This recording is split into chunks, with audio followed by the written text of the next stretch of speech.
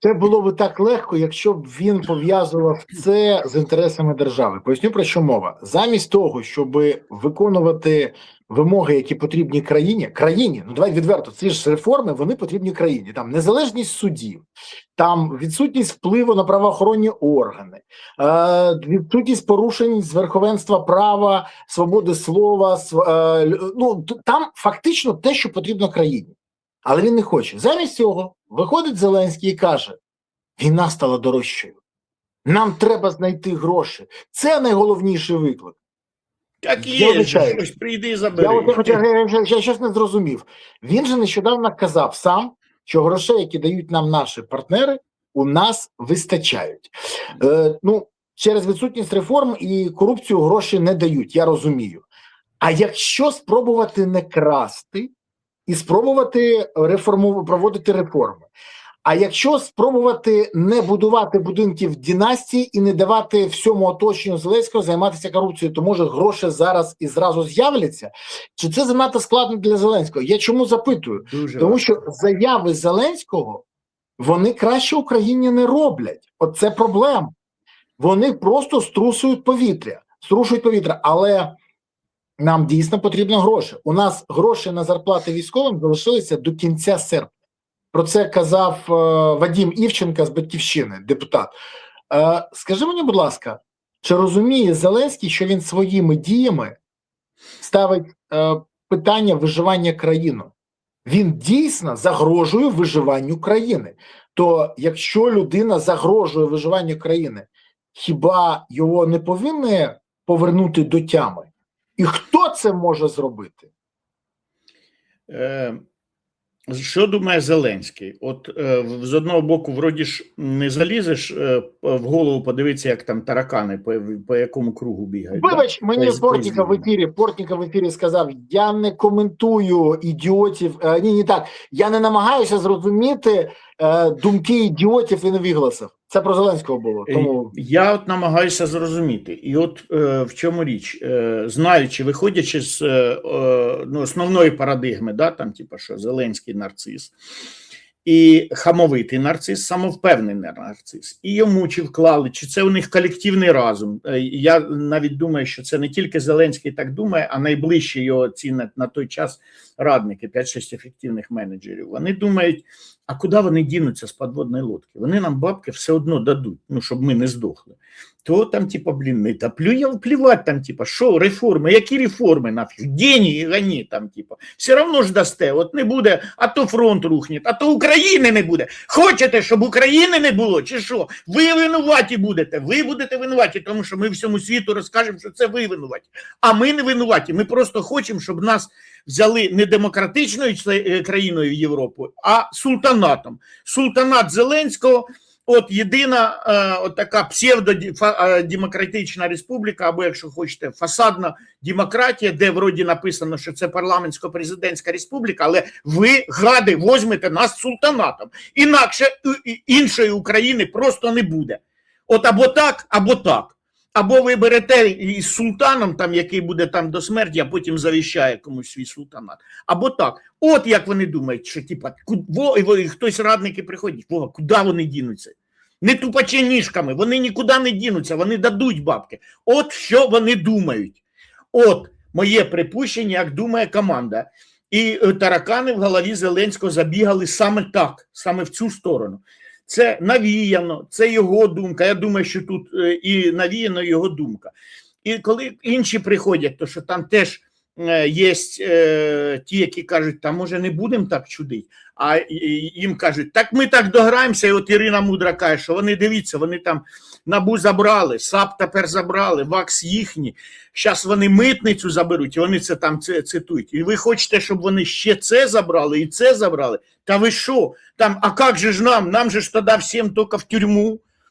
От, якщо ще СБУ не буде там за них, да, ну, частини СБУ, якщо там ще щось не буде, от, якщо там ще службу зовнішньої розвідки там не Умєров получить, а там нормальному генералу дамо, там, типа, нам же ж всім хана, ребята. І того є дві думки там в Офісі президента. Одна, ну давайте хоча б зробимо якусь, ну, видимість реформ. І от, скоріше всього, що Володимир Олександрович, да, на видимість согласний. Але там, щоб не переходити якусь межу. Але союзникам це не подобається, тому що маркери розставлені, буйки розставлені, за буйки не запливать. І саме гірше, Борислав, в чому тут справа, що найгірше, що це дуже чітко усвідомлюють в ФСБ. І тепер давайте уявимо, що от у Путіна не прийнято ще рішення, заходить у війну чи ні. Вони чекають десь, поки пройдуть у них вибори, і чекають контрольна точка 24 вересня, зустріч Трампа і Сі Цзіньпіня на полях Генасамблеї ООН в Нью-Йорку. 24 вересня буде там, чи 25-го хай буде прийнято остаточне рішення. Заходить, не заходить. До цього не зважують. І от уявіть, сидять у Путіна голубі і яструби. Голубі – це весь бізнес, які кажуть, харе, все, навоювались, досить там, і приводять аргументи. 23 з 25 галузей в мінусах там. І там зараз з зерном проблеми. І те, що, і фактично те, що бізнес каже, ми ж взаємознищуємо. Ми знищуємо їхню економіку, але ж вони знищують нашу. І війна, коли б не закінчилась, вона приведе до чого? Що Україну будуть відновлювати. Західна Європа. В 12 разів економіка Європи, європейська економіка, якщо брати з Британією, рівно в 12 разів більше за економіку Росії. Українцям же ж допоможуть. А ми ж під санкціями останемося, нам же ж хана. І тому, кажуть, заморожується. А група, яка, умовно, ФСБ, крило яструбів, каже, подождіть, по-перше, що якщо ми заморозимо війну, то їм же ж буде потім хорошо, а нам залишиться плохо.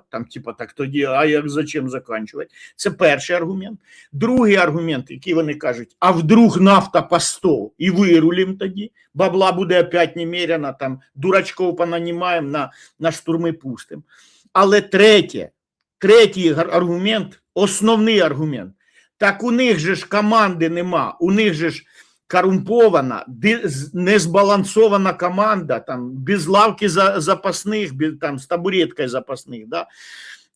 І у них все валиться, ребята, дожмем, за зиму дожмем, вони розваляться. І це, то що нафта це буде, не буде, як можна впарювати, що давайте бюджет розчитаємо з розрахунку, що буде нафта по 100, дурня. Це гадання на кавовій гущі, да?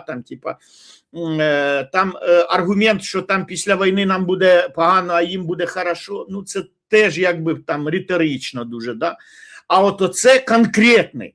Давайте дожимати, вони валяться. А чого вони валяться? Тому що Зеленський дурачок, тому що команди нема. Ми, вообще, у нас перспектива страшна. І ще раз, основна перспектива Росії, чому вони наважуються, я хочу, щоб всі знали, чому Путін наважився воювати наступну зиму. Тому що він вважає Зеленського за саме слабе звіно в Україні, якщо хочете. Ось чому. І це треба, щоб кожна людина в Україні знала, да, що чому війна не закінчилась в 26-му? А я ще скажу, а чому не закінчилась в 25-му?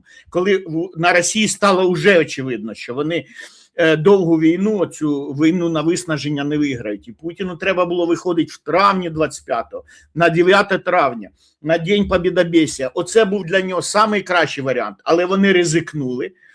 Чому? Тому що, у Зеленського ж міндічей кругом же ж повно. І аж міндічей ще більше. І Єрмак. Тому поки Єрмак буде керівником Офісу президента, воюємо. І тепер вони поки буде у них такий бардак в Україні, давайте воювати. Давайте воювати, вони розваляться. У Путіна не розуміють на наш жаль, але і на щастя, да? Вони не розуміють основної ментальної відмінності українців від росіян. Вони не зробили висновків ні з Помаранчевого Майдану, ні з Майдану Гідності. Не було у Майдану директора. Ми горизонтальними зв'язками відбилися. Тобто, буде Зеленський, не буде, бо всі тут його ще потім скажуть після війни. Так от при Зеленському, всупереч гадство Зеленському ми вистояли. Так само, як Суми, в лютому, березні місяць пробули в облозі, коли все начальство втекло. Обласне, там всі, СБУ, це все. Всі втекли, а город вистояв. Тобто по русській логіці це невозможно. Як воєводи ж не було. Да, можемо без воєводи, да, швидко зібралися, відгородилися, все там, да, в наступ не йшли, але і ворога всередину не пустили. Ні, так ще які красиві контратаки робили, ой, це ж залюбуєшся. І от, вони не зробили висновків із Сум в оточенні, а крім Сум, там ще шостка теж там і не пустила, да, там на півночі вони там, гуляйте там по трасі Кіпті-Бачівськ, але шостка, яка там чуть-чуть там північніше, ні, туди не пустили.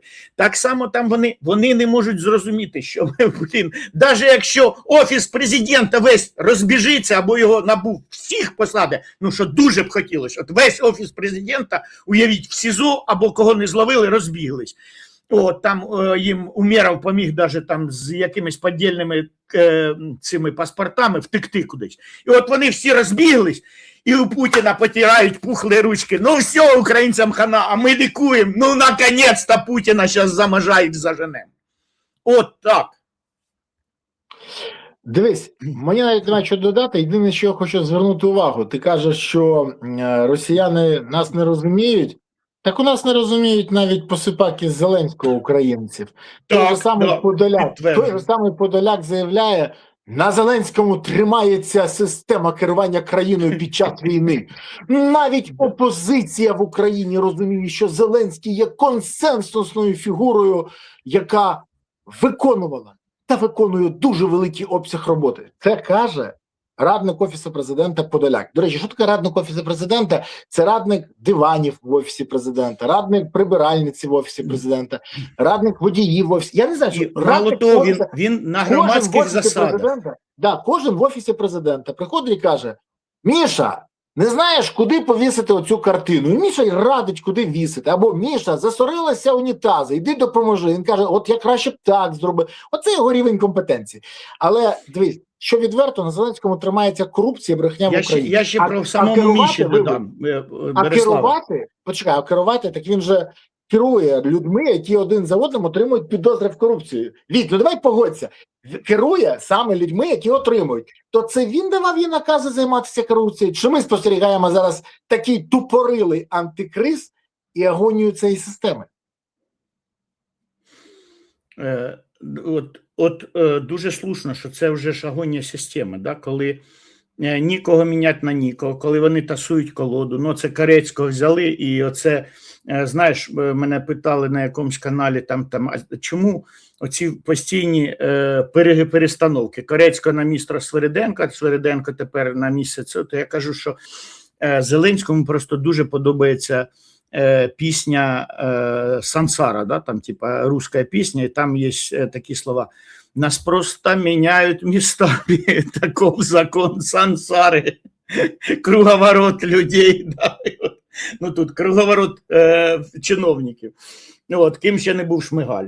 Да, і от Володимир Олександрович думає, що якщо щось поміняється, то щось буде. При тому критерії для відбору кадрів залишаються ті ж самі. Особиста відданість, от, вміння облизувати і там сиди і не відсвічуй. Ну, бонусом то він ще хоче, щоб якось... Міша облизує так, що мало місця. Да, Міша порушив закон, основний закон, кадровий закон, там не відсвічує, а він почав відсвічувати, так не можна. Мало того, не беруть тих, хто яким кажуть, ось твій, ось є ресурс загальний на галузь, наприклад, але от ти оцей кусочок ти не трогаєш, тому що цей кусочок торта вже одрізаний куди треба. І там, тобто, їм потрібні, вони хотілися бонусом, у Зеленського теж кажуть, що треба знайти професіонала, який би от міг щось зробити, наприклад, да? Ну, до прикладу, що там ми даємо субвенцію, да, на якусь там в якусь область, на якісь, наприклад, там ну, на створення локальних оцих островів енергетичних, да, але там типа даємо, от попробуйте з гамна й палок це зробити. І хтось там типа, ні, я не собираюсь так зробити. Там, ні, ну ти, значить, не професіонал. Не професіонал ти. Ну ми ж тобі даємо, так подожди, так в субвенції ж нарисовано там 200 мільйонів, там, а ви предлагаєте за 100 зробити. То що за 100 ти вже не переживаєш. За ті 100 мільйонів, що ти переживаєш за них? Ти зроби за 100, от, зумій, докажи, що ти професіонал. От давай, дожимай. От такі професіонали їм потрібні. Тобто професіонали, які не питають, а куди кусок торта, причому ну, дуже хороший, там, процентів в 20 торта, куди він дівся. Тобто, це ще кадрова перевага. Тобто, якщо ти кажеш, заявляєш себе професіоналом і кажеш, я на 20% закриваю очі, а за тих 80 чи 70, може, що залишається, я щось зліплю, такий нам кадр нужен. І тому, до речі, забув же за Подоляка сказати, про Подоляка маленьке ж враження, що теж там, типа, всі ж багато цікавляться, а як так він 7 років на громадських засадах, що йому жінка і діти кажуть там, та ти ж зароби хоч копійку, що ж ти безплатно 7 років вже, ти що, дурний? Ну не каже жінка, і тому ми можемо зробити сміливе припущення, що людина просто, ну як він каже, я колись хорошо заробив, відклав і тепер 7 років можу волонтерством займатися. Я впевнено повідомляю, я теж займаюся волонтерством. Я можу там тренінг прочитати цілий день. Я можу, навіть було на початку війни, я там працював, розгружав фури, що мені не свойственно, я там мамі обіцяв там не займатися фізичним трудом. Для того там гарно вчився, щоб там, типа, щоб не розгружати фури. Ну, довелось. Гадство, да? А в дитинстві ще школярем і студентам я фуру порозгружав. І тут виходить така парадоксальна ситуація. Я теж називаю себе волонтером, але я волонтерю по чуть-чуть, тому що я мушу десь гроші заробляти. А самий геніальний волонтер в Україні – це Міша Подоляк. Він не працює ніде. Він на громадських засадах радить. Тобто він радить там, як переставити дивани безплатно. І я хочу, подождіть, я хочу просто спитати у глядачів. Є хоч тут, напишіть от в коментарях Березі, що я вірю, що можна 7 років безкоштовно.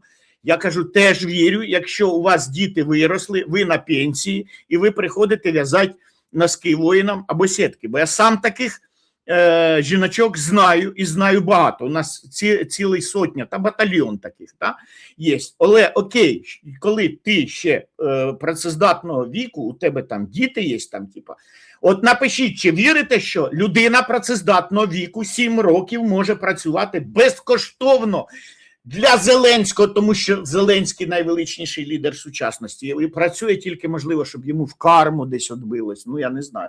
От просто хай напишуть, чи от хочеться соцдослідження таке провести. Знаєш для чого? Щоб подивитися, скільки в Україні дураків. От скільки дурнів залишилось. Як вичислить? Є 2 методи. Перший, що Володимир Олександрович не винуватий в корупції. І от кількість цих там, типа, і ми можемо сміливо виходити.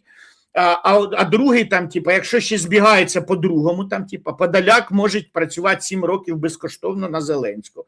І якщо по цим 2 позиціям збігаються, да, вірю в Подоляка, да, вірю в Зеленського, і тоді соціолог, ну, принаймні я б взяв на себе цю сміливість, вийти і сказати, друзі мої, в Україні отакий-то відсоток кончених, безбашених дураків, яким не можна довіряти виборчі бюлетені в руки, тому що вони ж тягнуть Україну на дно. Треба їм виписати діагноз, якийсь, і під діагноз заборонити голосувати. Ну, я не знаю, як там ставляться діагнози, я, собственно, не експерт в медичній сфері. Да? І знову, що ж скажуть союзники, що як же ж на основі того, що людина дурна, ви хочете заборонити її голосувати? Ну окей, але давайте там, ну не знаю, там, ну якось, ну для себе будемо знати, що, ну хоча б знати. Уже я не годен зараз якби призначити лікування, але принаймні діагноз ми поставити можемо. Да? Що такий-то відсоток людей дурні, а причому абсолютно кончені. Чому? Тому що вони вірять, що у Зеленського і голова офісу, і куча заступників, куча міністрів, причому він же їх всіх розставляє, вони корупціонери, а він ні при чому. Ви вірите, люди, що ні при чому? Окей, та додаткове питання, перевірочне, да? А Міша Подоляк 7 років просто за так працює, це все нормально? Да, все нормально. Ну, слава Богу, все, діагноз виставлено. Десь так. Ти знаєш, я тобі скажу так, я от тебе слухав і думав, Ну, дійсно, чому вони його навіть не притулили в якусь наглядову раду? Лесюка притулили, Лещенка притулили, а цього ні. Ні, я розумію, що вони якось його там оплачують, не знаю, може Ну, дають натури, у може него, натурою наверное, дають. самый пухлый конверт. А може натурою дають, розумієш, там от кажуть, Міша, набери собі каву із кавоварки додому, щоб було що їсти. Або Бахнуло візьми нас отут тут на місцеве. в столовці, або візьми в столовці їжу собі і діткам. Або ще, або ти пам'ятаєш, Міша, як ти бігав по піньках у Януковича? От замість спортзала з'їсть Межигор'я, там побігай трохи, ми тобі дозволяємо. Ну, якщо не жартувати, то це треш. Якщо не жартувати, а це дійсно треш. І знову ж доказ того, що мафія керує країною. І вся ця мафія буде намагатися здриснути з України, а як тільки закінчиться влада Зеленського, бо вони розуміють, що їх всіх чекає. Всіх. Вчора відомий експерт з обскубування гусей, хоча правильно сказати общіпування, тому що він сказав, згідно цитати, общіпувати, не обскубувати. Даніло Гетманцев фактично назвав голову Нацбанку України Андрія Пишного чортом і корупціонером в своєму дописі. Схоже, що у чортів почалися внутрішні розборки. Скажи, от я відверто вболіваю за обидві команди, попри те, що Гетманцев хоче стати головою Нацбанку. Він себе бачить вже головою Нацбанку. Але про що говорить ця ситуація? Про що говорить? В серпентарії павуки почали жерти один одного? Вони не припиняли. Але це вийшло таке в усіх публічно? серпентаріях, да. Ми знаємо це, що свита бореться завжди в Візантійщині, при падішахах, за місцем під сонцем. Один візир підставляє іншого. Це, на жаль, так є, да? Це загальна людська традиція. І ми не можемо сказати, що тут Україна унікальна. Але мені не то, що подобалось, але я визнаваю, як це робили регіонали. У регіоналів не було скандалів, тому що у них була внутрішня домовленість. Типа, вирішуємо всі, ідемо до пахана і вирішуємо там, а назовні там, типа, весь інший світ не мусить знати, там, що у нас є якісь там проблеми там, чи дискусії. Так само там, наприклад, в Радянській імперії в публічну ж площину нічого не виносилось, хоча ми знали, що там, наприклад, там в часи Брежнєва Андропов і Щолоков, тобто КГБ і МВД вели підпільну затяжну довгу війну, в якій переміг КГБ. Потім переформатувався в ФСБ і захопив владу. Да? І армія відсунута була. Да, до речі, ми пам'ятаємо, як часи там Хрущова якийсь час там Жуков мріяв про те, що армія буде головною, а не партія. Да? Армію задвинули під плінтус. Завжди такі тьорки були, є і будуть. Але рідко де вони бувають публічними. Коли мафія, тобто уявіть у Дона Корлеоне два консильєрі і виходять і десь через нью-йоркську пресу там кажуть, той, чорт і цей, і корумпант. А цей, ні, той чорт і корумпант. Такого в мафії, тобто оце слабкість нашої мафії в тому, що одні мафіозі звинувачують інших мафіозів в тому, що вони мафіозі. В чому парадокс України? І цьому тут парадоксальна ситуація, щоб ми розуміли, що всередині мафії теж можуть бути тьорки, всередині будь-якої влади, навіть як ідеологічно, як в СССР, де вроді казалось би там партбілет на стол положиш. Віриш? І всі вірять в ідеали марксизму-ленінізму, і ті, і Жуков, і Хрущов, але при тому двіжуха є. Да, Щолоков і Андропов там, а ну піди скажи, що я не вірю в оцю священну тріаду Маркс, Енгельс, Ленін, да, там, типа, це ж, все, це зальот і тюрма. Но тим не менше вони конкурували. Так і тут вони, власне, всі визнають, що Зеленський найвеличніший лідер сучасності, але ссорьтесь між собою, жалійтесь Володимиру Олександровичу, зачем ви полізли там, типа, в Фейсбук це писати? Це добре, це теж те, що ти кажеш, це агонія вже їхня. Коли одні подонки жалуються на інших, це агонія. Це агонія, це те, що ми називаємо словом агонія. Цього режиму.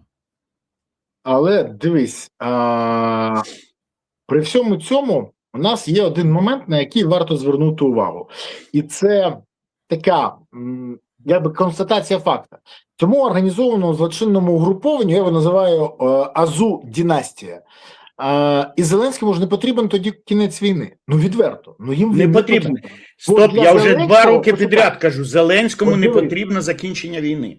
От дивіться. Бо для Зеленського і його оточення кінець війни – це Кінець не влади. лише вибори, це втрата влади і початок відповідальності Да. за скоєне. І це йому не потрібно. І от якщо Україна програє, то буде окупована або знищена, то цю шоблу ніхто шукати не буде.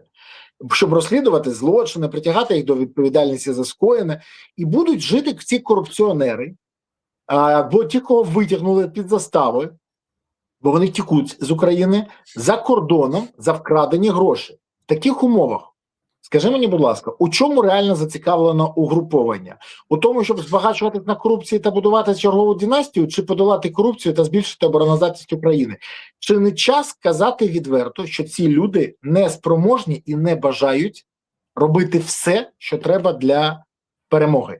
Бо коли Зеленський каже, у нас нема грошей, а в багажнику не дивилися, там, де мішки привозили, а не красти не намагалися, бо з'ясовується, що ці люди роблять все в своїх інтересах.